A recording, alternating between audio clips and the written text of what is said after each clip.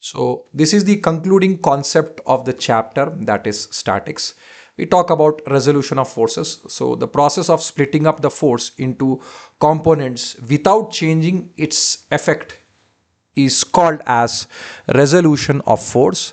So here force is generally resolved along two mutually perpendicular direction, that could be x or y. Basically this is also called as rectangular components.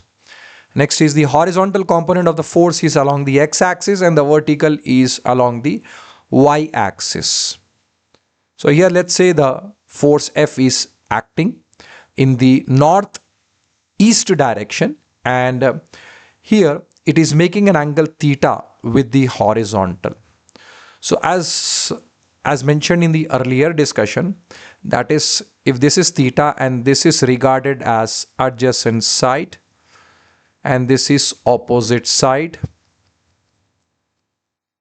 and this would be hypotenuse, the longest side.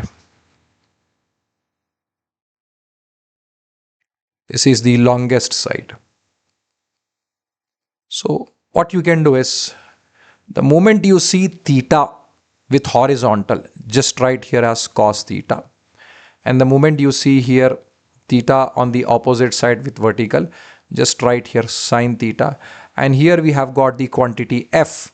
This would be f cos theta, and this becomes f sine theta.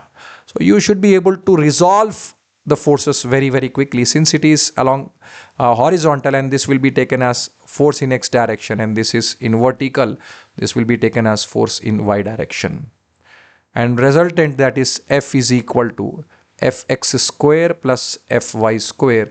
If we put the terms, that is f cos theta whole square plus f sine theta whole square, and this comes out to be as f only. So kindly remember this is a very important concept, that is resolution of forces. So we'll be making use of this concept many number of times.